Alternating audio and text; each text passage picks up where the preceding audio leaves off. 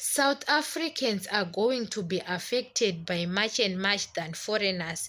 You can chase foreigners. Foreigners, they can be stranded for a short time because they don't know that they are going to be chased in South Africa. But after going back to their country, they have got another plan or to go to another country. But you South Africans, you are going to be stranded because they are landlords who build houses for foreigners to rent.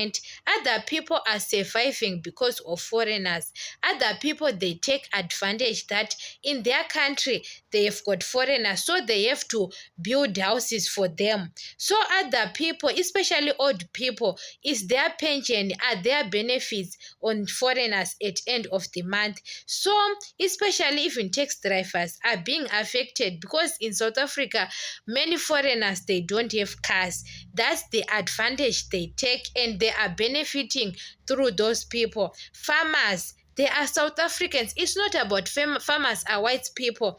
In South Africa, guys, other people, they know how to do business, other South Africans. So they are farmers. They are supplying vegetables, supplying some of the things to foreigners. They are buying those things. You understand?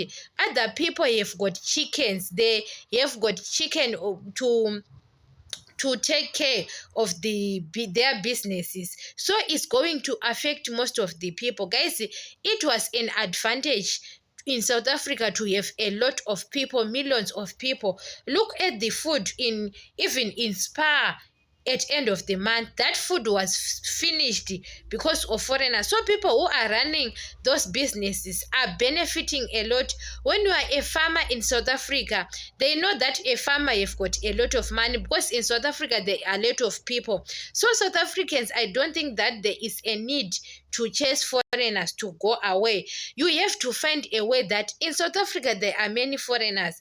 You have to create some of the jobs, even in farm. You understand? You have got your farm. Other South Africans, guys, we saw them. They took those foreigners are working for them in farms and give them little money you have, and you are benefiting. Guys, in South Africa, food was very demanding. What I saw in South Africa, food was very demanding.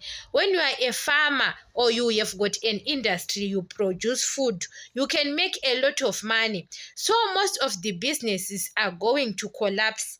Most of the South Africans are going to be affected than foreigners, because foreigner can go, guys, can make a plan. Yes, they are stranded now, but foreigners now, they open their eyes. They saw that South Africa is not our country because other people are in fear, and it's not about they are not going back or what.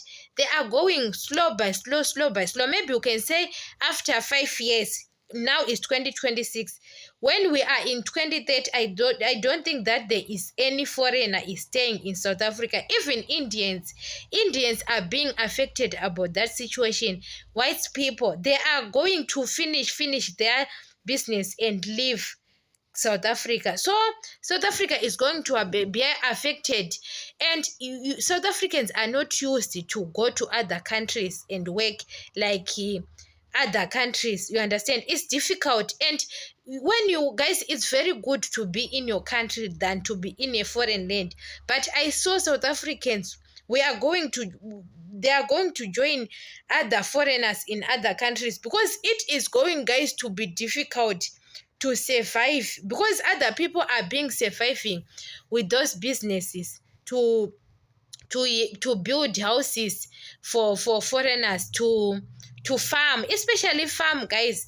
In South Africa, even you're selling vegetable was running quick and make a lot of money because there are a lot of people who are in demand of food.